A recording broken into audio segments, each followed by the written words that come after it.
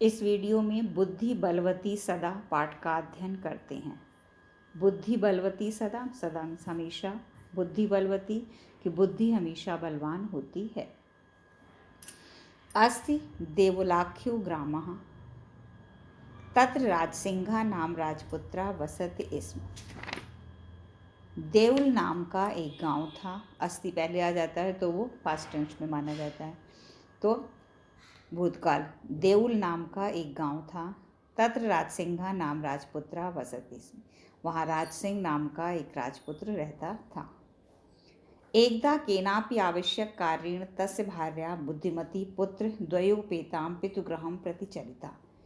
एक बार किसी आवश्यक कार्य से उसकी पत्नी बुद्धिमती दो पुत्रों के साथ पिता के घर की ओर चली। मार्गे गहन कानने सा एकम व्याघ्रम तदर्श। मार्ग में, रास्ते में, गहरे वन में उसने एक व्याघ्र, एक बाघ को देखा। सह व्याघ्रम आगच्छन्तं दृष्ट्वा धार्त्याश्च पुत्रौ चपेटिः प्रगत जगा।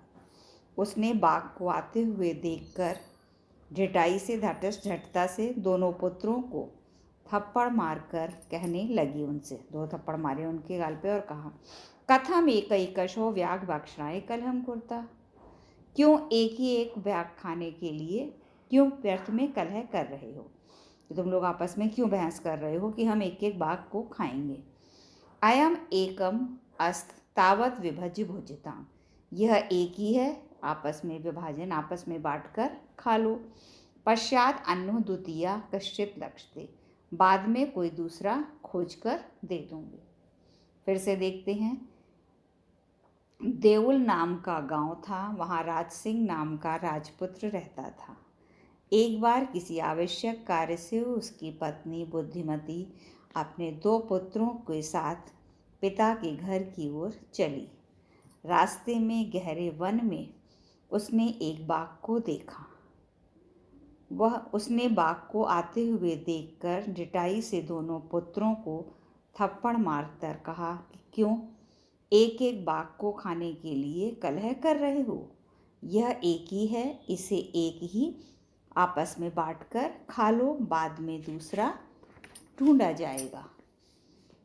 इति श्रुत्वा व्याघमारी काश्चिद इयम इति मत्वा व्याघ्रो भयाकुलो चिष्टो नष्टा।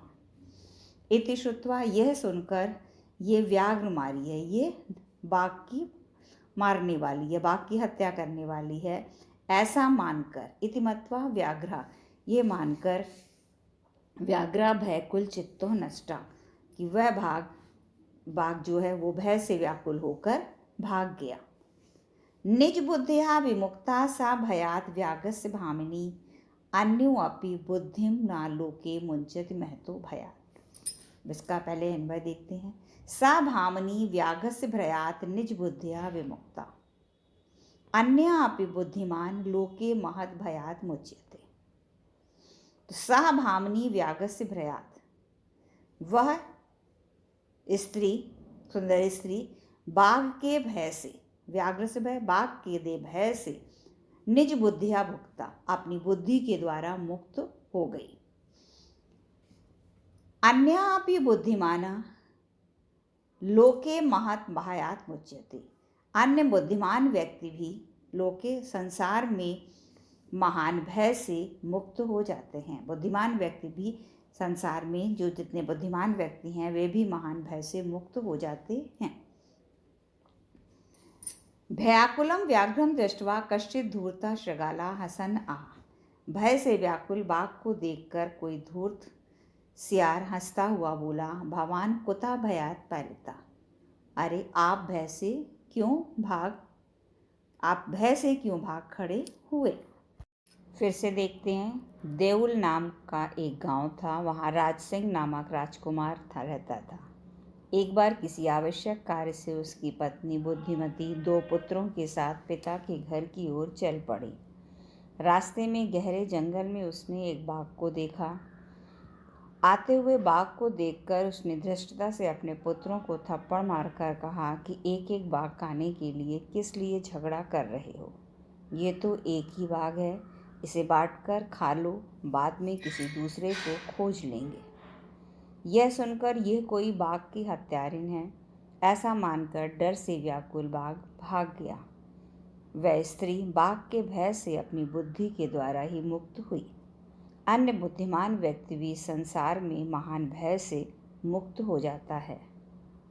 भय से व्याकुल बाघ को देखकर कोई धूर्त सियार हंसता हुआ कहने लगा, आप भय से क्यों भाग खड़े हुए?